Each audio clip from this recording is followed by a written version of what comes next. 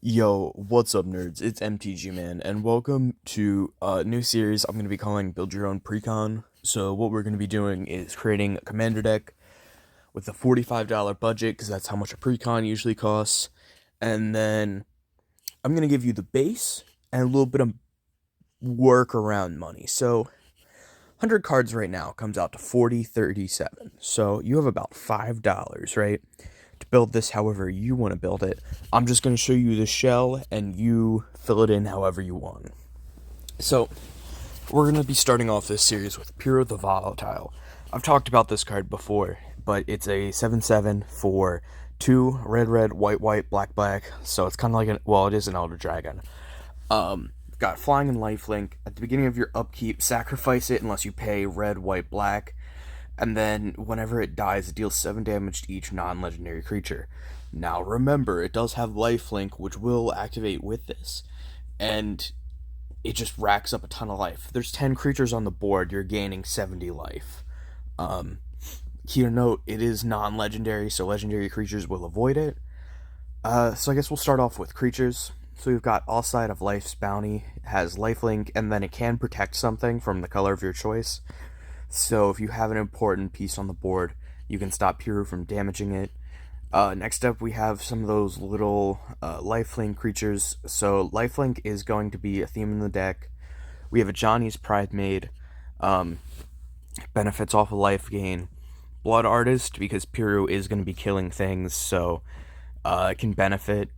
Daxos, Impassioned Orator, waste to gain life. Selfless Spirit can give your board indestructible, so that Piru doesn't matter. Skyclave Cleric, life gain, and then also it's a land. Vizkopa Guildmage, you can activate it before Piru activates.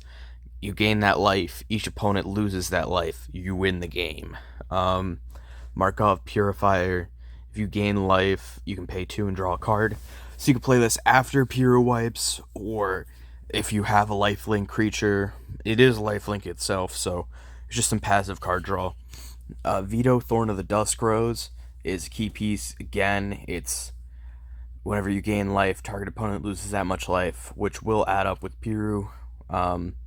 Attendant Healer allows you to create tokens.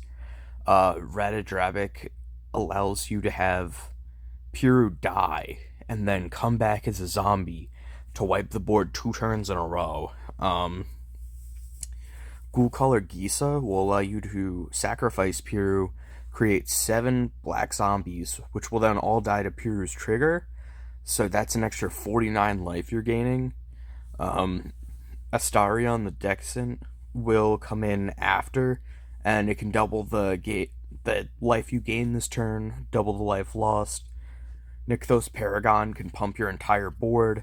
And then moving on to artifacts, Soul Ring, Arcane Signet, Boros Signet, Fellwar Stone, Mind Stone, Orzhov Signet, Rakdos Signet, Talismans, Crowded Crypt, Glittering Stockpile, Thran Dynamo. Basically, you're trying to get to Piru as fast as possible, but she costs a lot of mana. So, it has a lot of ramp. Well of Lost Dreams allows you to draw as much as you pay, which you're going to be gaining a lot through Piru. Cauldron of Souls gives your creatures persist, so your creatures will still take the damage from Piru, but they'll come back, which will also allow Blood Artist to trigger for all of them and have them come back, whatever. Dark Rituals, fast mana. Light of Hope is removal. Also life gain. Surge of Salvation prevents black and red sources from dealing damage to creatures I control, so Piru doesn't wipe your own board. Swords to Plowshares is removal. Undying Malice, again, you can have Piru come back. You can have one of the creatures come back that you didn't want to die. Village Rites is draw. Braid is removal. Boros Charm can finish off an opponent, can give double strike, but we're more looking for that, giving your permanents indestructible. Again, so you can survive Piru's wipe. Cauldron Haze is persist again to survive the wipe. Disenchant is removal. Go for Throat is removal. Thrill of Possibility is draw. Make a Stand gives them indestructible.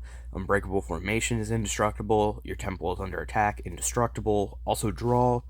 Lorehold Command, probably one of the worst cards in this deck, but it does give indestructible, Bankrupt and Blood is Draw, Dread Summons, along with Awaken the Erstwhile, and Army of the Damned. You could go tokens-wise and swing in with them, but again, 13 zombies, 7 life per zombie comes out to, what, like 91 life gain?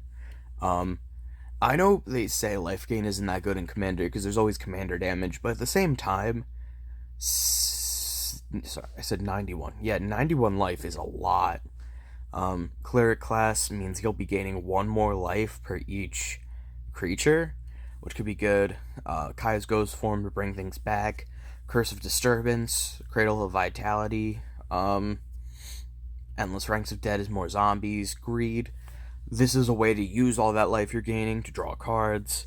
Life Insurance is, creating treasures to help Piru get out faster, but then you are creating treasures when she wipes the board, which is nice. Open the Graves is more zombies. Sanguine Bond is another win con.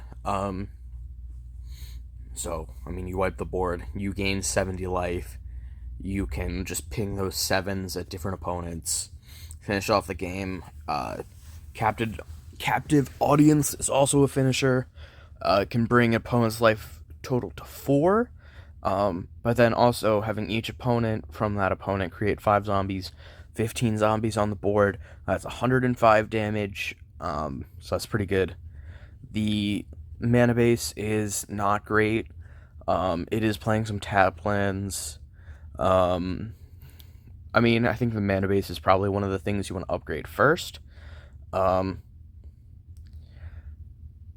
guess speaking of upgrades, so $5 can fit you in definitely more life gain payoffs if that's the way you want to go.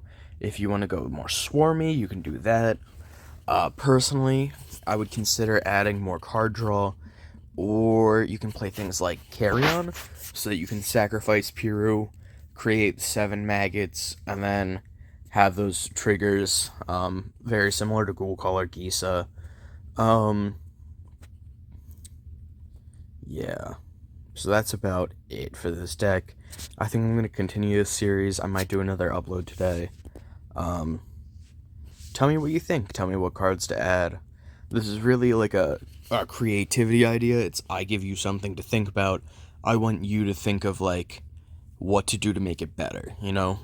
I think it'd be boring if everybody's playing the same deck, but, like, nobody's really looking at Piru the Volatile to be their commander. There's very few decks using it, so, think crazy, get wild, build something cool, and I'll see you next time.